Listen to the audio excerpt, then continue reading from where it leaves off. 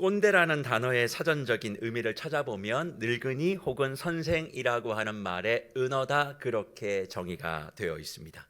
사실 이 꼰대라는 말이 어느 순간부터 우리 주변에 많이 통용되기 시작했죠. 그런데 사전적인 의미를 가지고 이야기되는 것보다는 좀 더 권위적인 사고방식을 가지고 있는 사람들을 비꼬는 말들로 우리 가운데 통용되고 있습니다. 사실 왜 이런 말들이 통용되고 있는지, 또 어떤 사람들에 대하여 이 말을 빗대어 말하게 되어지는지에 대하여 많은 학자들의 연구가 있지만, 공통적으로 나오는 이야기는 다른 사람에 대한 자기중심적 이해에서 오는 불편함을 토로하는 말이 이 꼰대라, 그렇게 분석합니다. 오죽하면 아브라함 시대에도 꼰대들이 있어서 그 시대에도 요즘 젊은 것들은 버릇이 없다라고 하는 말이 유행했다라고 하니까 얼마나 기성세대를 향한 젊은 세대의 불만이 어제 오늘 일만은 아니었음을 알 수 있습니다.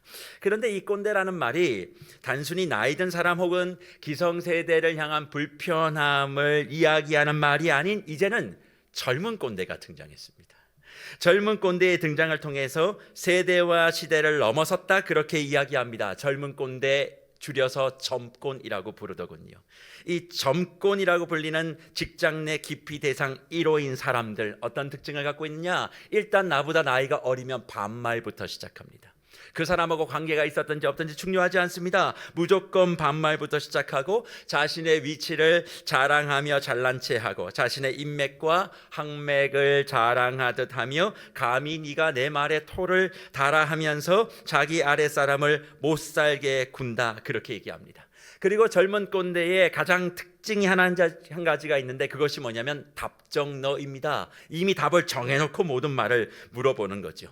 자신이 해온 것은 무조건 옳기 때문에 누가 무슨 말을 해도 결국 내가 원하는 대로, 자기가 원하는 대로 모든 것을 끌고 가야 하고 말해야 하고 행동되어져야 하는 그런 사람들이 지금 시대 도처에 깔려있는 젊은 꼰대들입니다. 그래서 요즘은 스스로 10명 중에 8명 정도가 내가 꼰대가 될까 두렵다, 그렇게 이야기한다고 합니다. 세상은 수평적인 삶을 지향한다, 그렇게 얘기하지만 자기는 수직적인 구조가 훨씬 더 편하다고 생각하고 거기에 순응됨을 두려워하는 젊은 세대들이 많다는 것이죠. 우리 물빨들은 나이가 드신 분이건 젊으신 분이건 혹시 꼰대라는 부류에 내가 속해 있는지 생각해 보신 적 있으십니까? 그래서 여론조사 기관인 엠브레인 트렌드 모니터에서 2022년에 꼰대 관련 인식조사라고 하는 조사를 한번 해봤는데, 그 통계가 너무 재밌습니다. 성인 남녀 19살부터 59살 이하 1000명에게 꼰대에 대한 인식을 물어봤는데 굉장히 주목할 만한 결과가 나왔어요. 일단 우선적으로 꼰대가 되는 이유가 무엇인가에 대해서 질문을 했더니 가장 많은 사람들이 응답한 것이 뭐냐면, 내가 다른 사람들보다 우월하게 보이려고 꼰대가 되는 것이다. 난 너하고 달라, 난 특별해 라고 하는 의식이 꼰대를 시작하게 만든다는 거예요. 그게 제일 응답률이 높았어요. 그리고 조직 내 문제가 되는 그 꼰대의 특징을 이야기하면서 서열에 의한 옳고 그름, 그러니까 이 사람의 말이 진짜 옳고 그름이 중요하지 않고 이 사람의 직급과 서열이 뭐냐, 이걸 가지고 그 사람이 옳다 이렇게 판단하는 자기 확신, 강한 서열성과 자기 중심성, 이것이 꼰대 유형의 사람을 많이 양성한다, 그렇게 말하고 있는 거예요. 그런데 이 조사 가운데 제가 주목했던 질문이 하나 있었는데, 그 질문이 뭔 줄 아십니까? 그러면 어떻게 당신은 그 사람이 꼰대인지를 알 수 있습니까? 라는 질문을 하자 1000명 가운데 무려 830명, 83%가 이렇게 하는 사람은 꼰대입니다, 그렇게 답을 했는데, 그게 뭔 줄 아십니까? 그 상대가 하는 말투를 보면 알 수 있다. 그 말투 속에 이 사람이 진짜 꼰대인지 아닌지를 알 수 있다, 그렇게 얘기하는데, 그런 사람들이 가지고 있는 꼰대 말투 3종 세트가 있다고 합니다. 그게 뭐냐면, 첫째, 요즘 애들은; 둘째, 옛날에 비하면; 셋째, 라떼는입니다. 이 세 가지의 말을 하는 사람은 무조건 꼰대가 확실하다, 완벽하게 꼰대의 유형이 완성된다, 그렇게 말을 한다는 것이지요. 자기가 틀렸다는 것에 대하여 전혀 인정하지 않고 자기보다 나이가 어리면 반말을 쉽게 하고 힘들어하는 사람들에게 위로해주기보다는 젊을 땐 다 그렇게 고생하는 거다, 네가 고생하는 것 나에 비하면 아무것도 아니다, 그렇게 얘기하며 굳이 하지 않아도 될 참견과 조언과 충건을 한다고 하면서 옛날에 비하면 천국이지, 옛날에 비하면 모든 것이 다 좋아졌지, 어떻게 너는 더 스마트하다고 얘기하면서 이전보다 더 나쁜 세상을 만들었니, 네가 하면서 문제가 더 생긴 거 아니냐, 그래서 네가 잘못한 거야, 나 때는 그런 일이 없었어, 모든 일이 다 잘 됐어, 그렇게 얘기하는 사람들이 다 꼰대들이라는 거예요. 그런 차원에서 저는 먼저 우리의 말투를 점검해 볼 필요가 있다 생각합니다. 남녀노소 할 것 없이 영원한 가족 영가정을 이루며 살아가는 저와 여러분들의 신앙 공동체 속에는 각자 살아왔던 지난 세월들의 색깔이라는 것이 있어요. 환경과 여건들이 다 다르다 보니까 사용하는 단어도 와 닿는 부분이 조금은 상이할 수 있는 것들이 많다는 것입니다. 나는 이런 이야기로, 이런 뜻으로, 이런 의미로 이야기를 했는데 상대방은 전혀 다른 의미로 받아들이게 되는 가장 큰 이유는 결국 다른 것이 아니라 어쩌면 내가 그 말을 하고 있는 말투와 태도 때문에 그럴 수 있다는 겁니다. 그리고 말투와 태도가 힘들고 불편하면 아무리 그가 말하는 것이 설사 옳다 할지라도 많은 사람들은 그 사람을 피하고 외면하는 현실을 우리는 인정해야 한다는 거죠. 사실 목회자로서 요즘 시대에 대하여 고민하는 것들이 정말 많이 있습니다. 그 중에 하나가 뭔 줄 아십니까? 지금의 시대, 그리고 다가올 앞으로의 시대는 점점 더 경험의 중요성이 줄어들고 있다는 거예요. 경험이 이제는 별로 중요하지 않은 시대가 되어가고 있다는 겁니다. 이전의 시대는 변화가 빠르지 않았기 때문에 경험이 너무 중요했어요.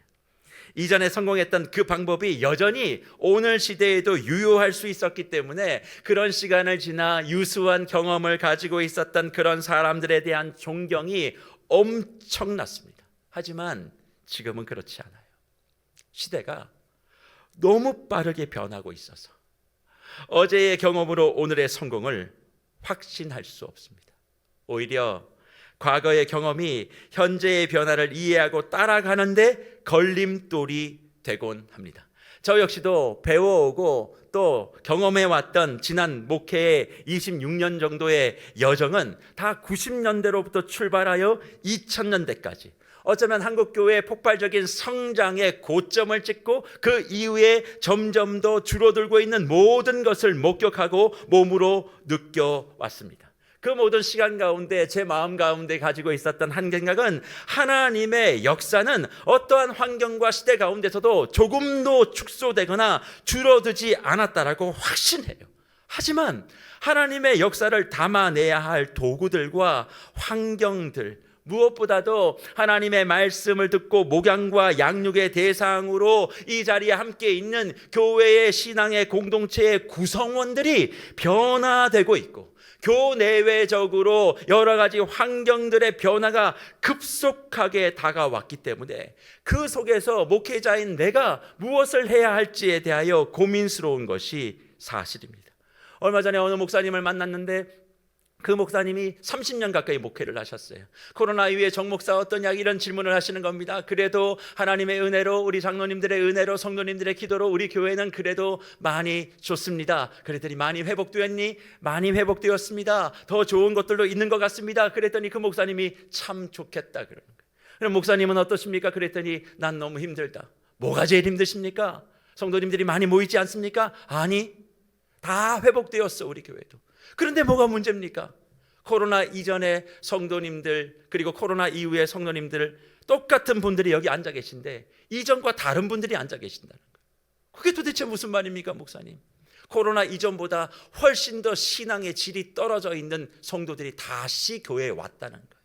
같은 집사님인데 온라인을 예배드리고 그리고 큐티도 잘하지 아니하고 지난 3년 동안 하나님 앞에 경건한 생활들을 잘하지 못했기 때문에 동일한 집사님, 동일한 권사님이 교회에 앉아 계신데 신앙과 영적인 수준들이 바닥을 치면서 다시 다 와서 목양하기가 너무 힘들다는 거예요.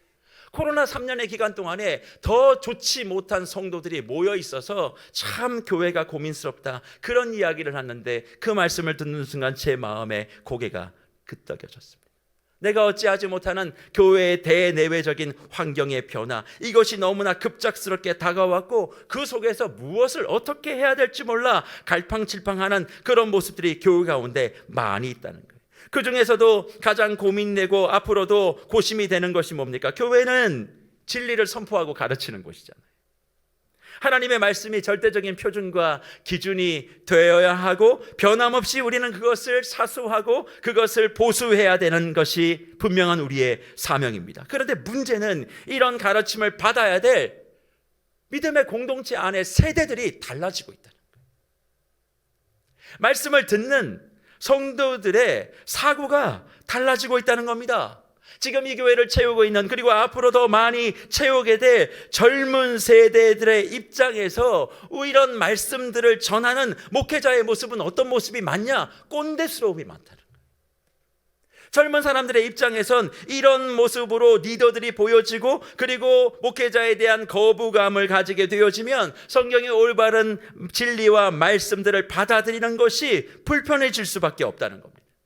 그러니 교회마다 하나님의 말씀을 직접적으로 전하는 것을 피할 때가 많이 있다는 거죠. 성경이 말하는 것을 그대로 이야기하는 것에 대하여 불편해하는 것이 조금이라도 표정에 드러나면, 아니 성경의 내용뿐만 아니라 성경과 관련되어 있는 부분들, 또 성경에 근거하여 기본적인 우리의 삶의 태도와 방향을 결정해야 되는 것조차도 거부하고 상처받는다는 그런 이야기를 가지고 다가오면 앞에 서 있는 교회 리더들은 곤욕스러울 수밖에 없는 거죠.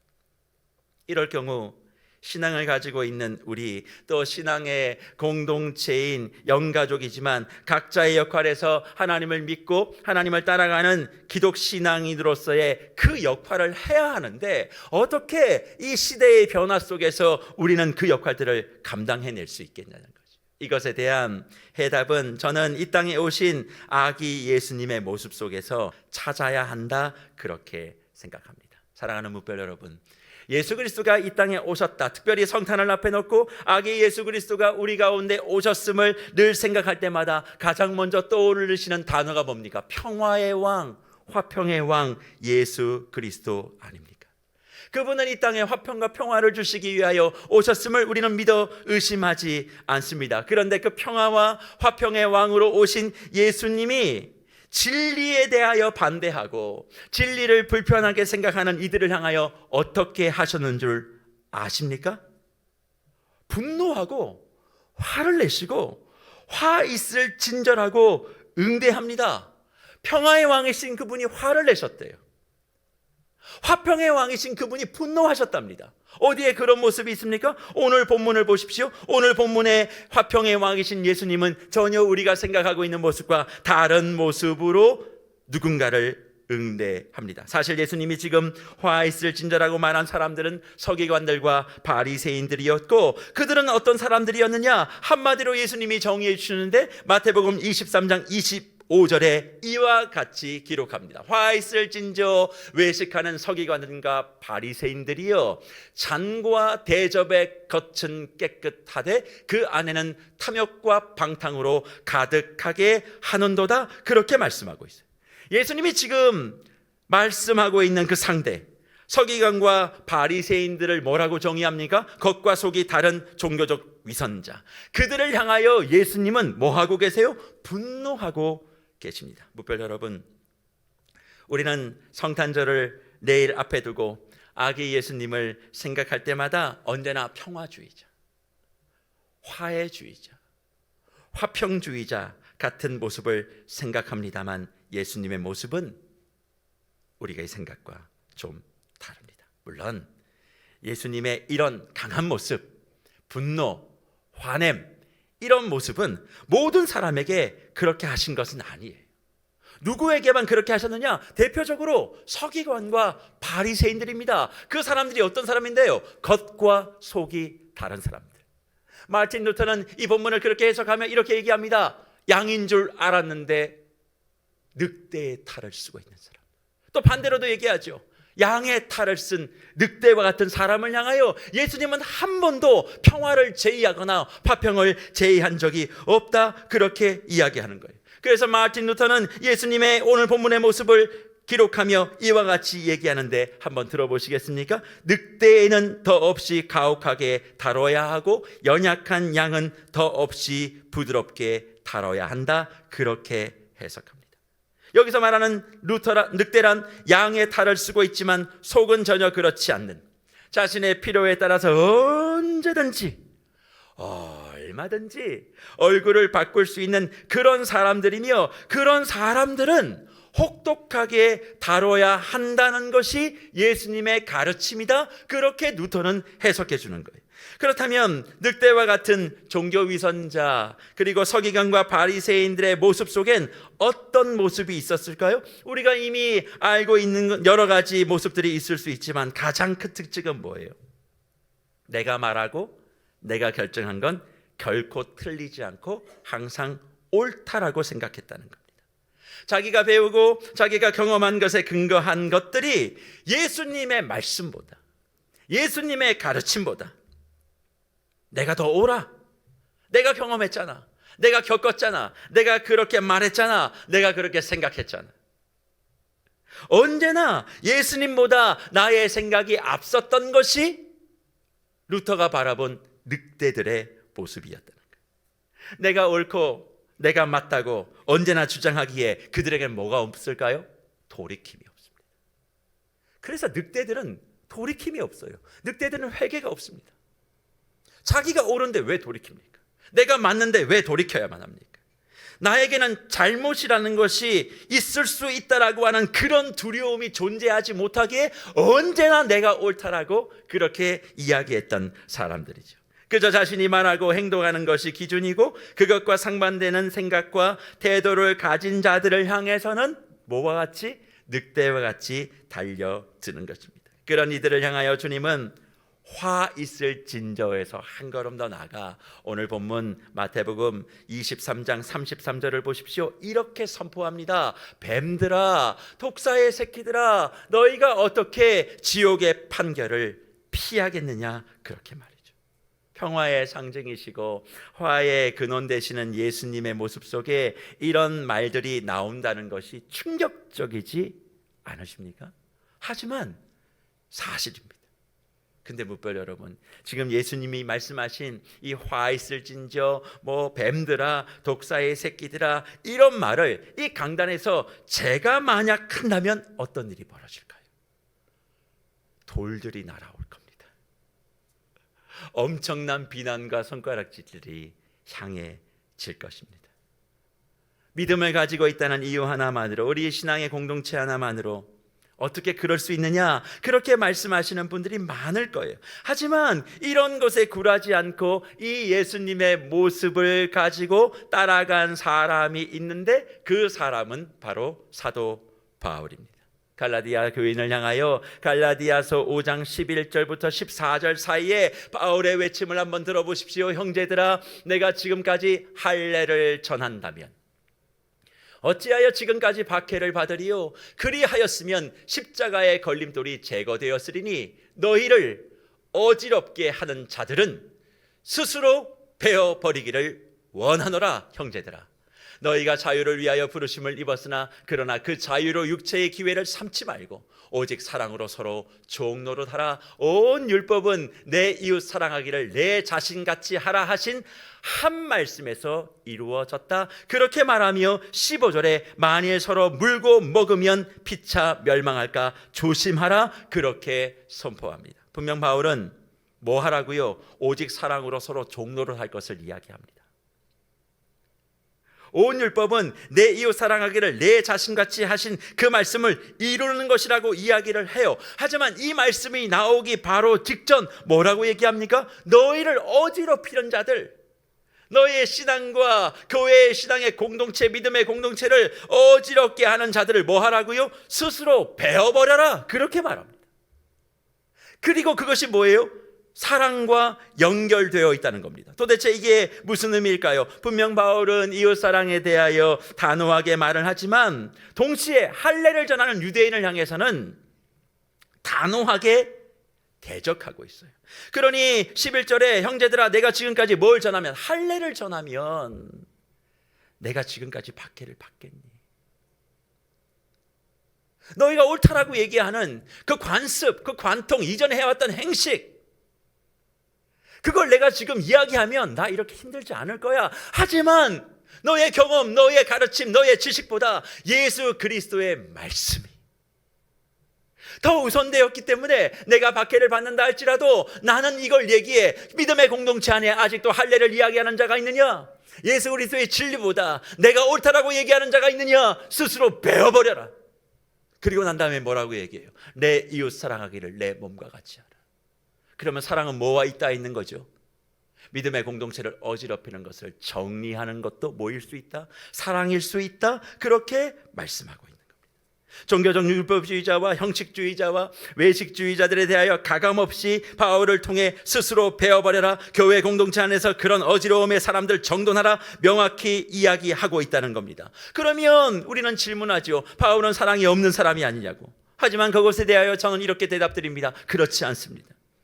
갈라디아 성도를 향하여 주님은 바울의 모습, 곧 복음을 말하면서 자신의 생각과 신념을 계속적으로 강조하고 있는 이들은 스스로 베어버려야 될 사람들이에요. 정리되어야 될 사람들이에요. 이유는 뭐예요? 십자가에 그들은 걸림돌이기 때문에. 그리고 그것을 정리하고 베어버리는 것이 진정한 사랑이라고 가르치고 있는 것입니다.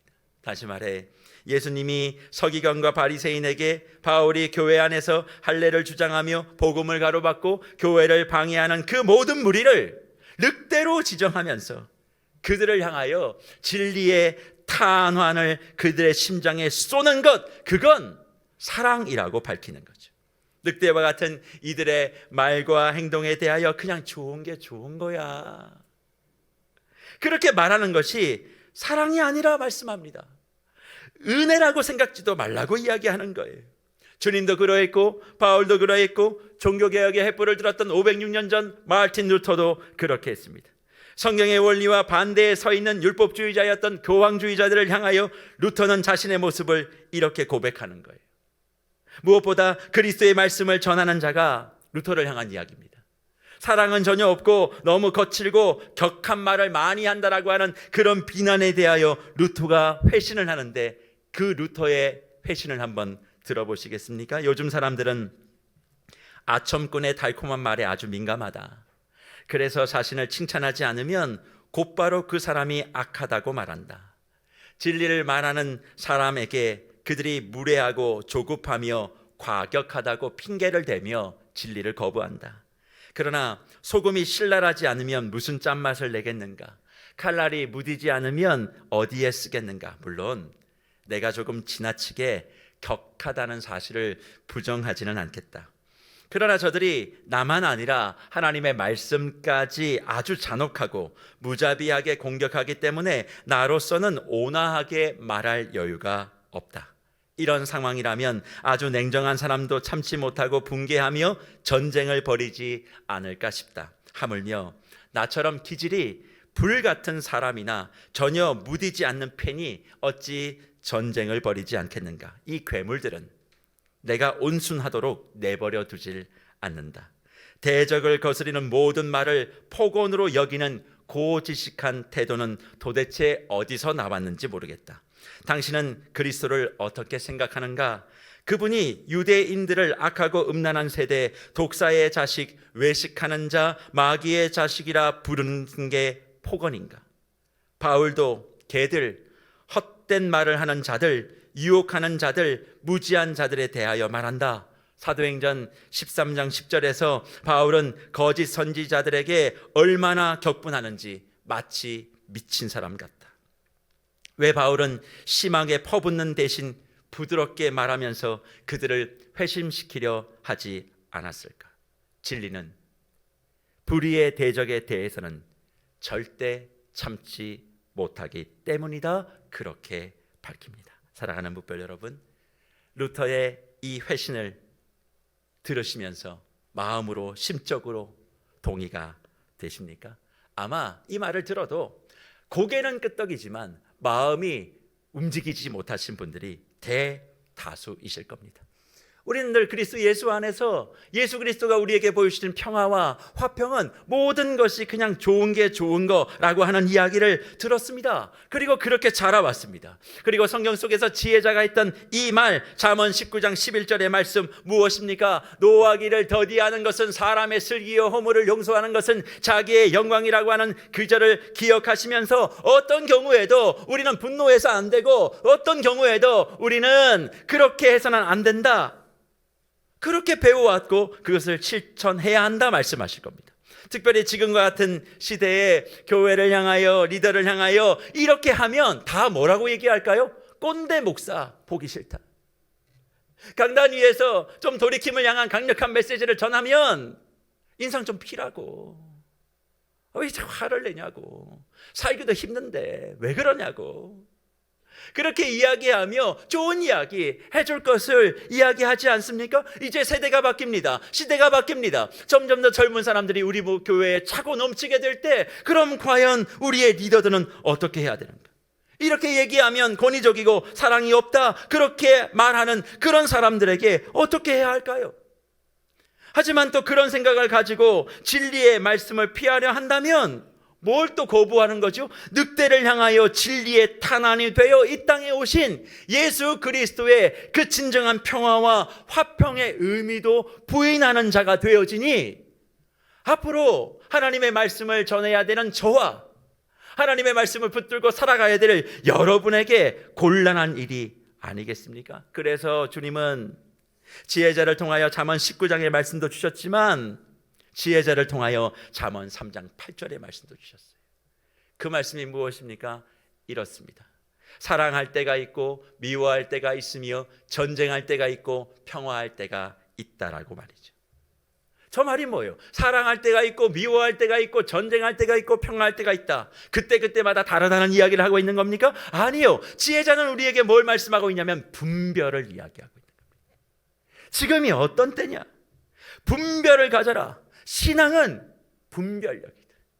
예수 그리스도를 우리의 마음속에 모신다라고 하는 것은 영적인 균형감을 갖는 것이다. 그 균형감은 뭐예요? 극단적인 포용도 치우쳐서는 안 되고 폐쇄적인 분노에도 치우쳐서는 안 된다는 겁니다. 극단적인 포용이란 뭡니까? 나하고 이 사람이 잘 아는 사람이니까 이 사람이 말하는 건 무조건 다 yes. 하나님의 말씀이 아니라 인정으로 사역하는 거예요. 그게 극단적인 포용이에요. 폐쇄적인 분노는 뭡니까? 나하고 이 사람은 일단 척이 졌으니까 일단 저 사람이 말하는 거 무조건 싫어. 그게 폐쇄적인 분노예요. 그 속에 하나님의 말씀이 무엇이 담겼는지, 진리가 무엇을 얘기하고 있는지, 하나님의 영이 어디로 이끄는지에 대한 분명한 판단 없이 그저 나하고 이 사람이 어떤 관계가 있느냐, 그걸 가지고 극단적인 포용, 폐쇄적인 분노로 치우쳐서 살아가는 것, 그거 옳지 않다, 그렇게 말씀합니다. 평화는 모든 것을 다 끌어안는 것이 아닙니다. 사랑할 때도 있어요. 미워할 때도 있습니다. 그리고 또 전쟁할 때가 있고 평화할 때가 있다. 전쟁하라는 얘기가 아닙니다. 미워하라는 얘기가 아닙니다. 지금 이 시간 이 시점에 하나님의 말씀과 하나님의 영과 하나님의 인도하심이 어디를 향해 가고 있는가, 그거를 분별하고 살아갈 때 평화의 왕으로 오신 주님, 그 이면에 있는 진리의 탄환이 되어 우리의 삶의 부족한 부분을 돌이키시고자 하시는 주님을 따라 살아갈 수 있다는 것이죠. 주 안에 사랑하는 무별 여러분, 저는 성탄절을 앞에 두고 주님의 이 말씀 앞에 우리 모두가 다 스스로를 겸허히 돌아보기를 축복합니다. 무엇을 돌아봐야 될까요? 공동체 안에도 존재하고 우리 주변에도 존재하며 무엇보다 내 심령 속에 자리하고 있는 그 모습, 뭘까요? 양의 모습을 하고 있지만 실상은 늑대일 수도 있고, 실상은 늑대이지만 양의 탈을 쓰고 주님 앞에 있는 자가 내 옆에 있는 그 사람이 아니라 바로 나일 수 있다는 거죠. 그 늑대인 나를 향하여 아기 예수님이 모든 것이 좋다고 온 것이 아니라 진리의 탄환이 되셔서 내 심장 가운데 임하고 계시는 겁니다. 그리고 그 진리의 탄환이 내 심장에 꽂혀 뭘 말씀할까요? 돌이키라고. 여전히 모든 부분에 양과 같은 모습을 갖고 있지만 뭐 하나 불편하면 늑대와 같이 갑자기 내 본성을 드러내는 모습 없으십니까? 주님 말씀 안에 은혜로 산다라고 얘기하지만 마음에 상처 하나 받으면 주체하지 못하는 나의 본성이 드러나서 내 주변을 물어뜯고 있지 않으세요? 그런 사람들을 향해 이게 잘못됐다고 얘기하면 사랑이 없다고, 인애가 없다고 그렇게 이야기하며 더욱더 늑대의 본성으로 살아가고 있는 나의 모습이 없으시냐고요. 평안할 땐 말투나 그리고 태도에 라이스한 부분들이 보이지만 내 감정이 변화되어지고 불편하면 그냥 거침없이 쏘아대고, 그런 모습을 향하여 바꾸라, 그렇게 말씀하시며 아기 예수 그리스도가 이 땅에 오셨다는 것입니다. 그러니 내 안에 있는 늑대를 향해 단호하고도 명확한 대적의 말을 해주는 것, 이게 뭘까요? 사랑이에요.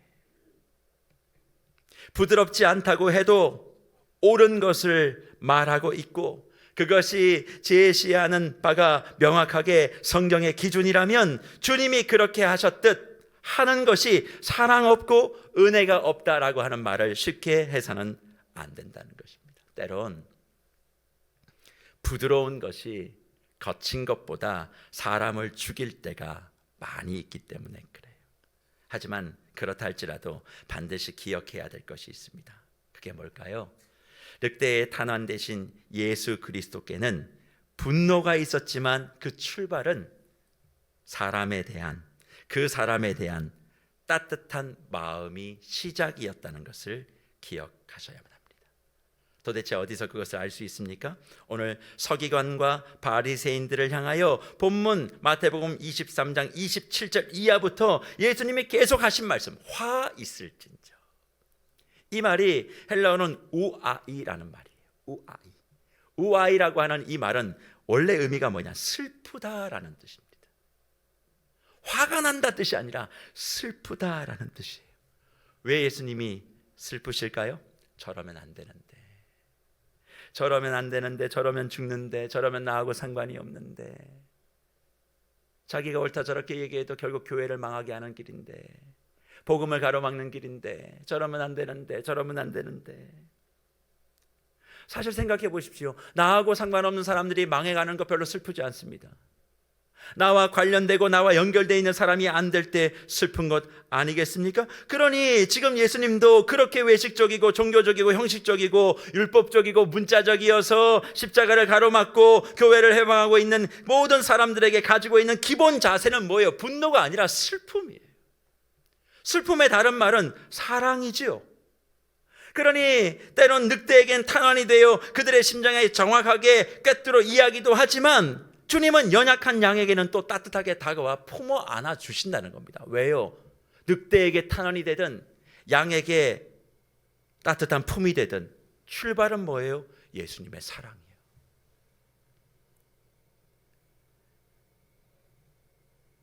그래서 사랑하는 묵별 여러분, 우리 모두가 다 양이라고 생각하지만 실상은 늑대의 모습이고, 주님 앞에, 교회 앞에, 성도 앞에 모두가 다 순진하고 순전한 양이라고 얘기하면서도 조금 무슨 일이 생기고 나의 뜻과 달라지고 내가 불편함이 여겨지면 상처받았다고, 이건 아니지 않냐고 목소리를 높이고 이랬다 저랬다 하는 그런 모든 모습들, 이 시간 돌아봐야 되지 않겠습니까?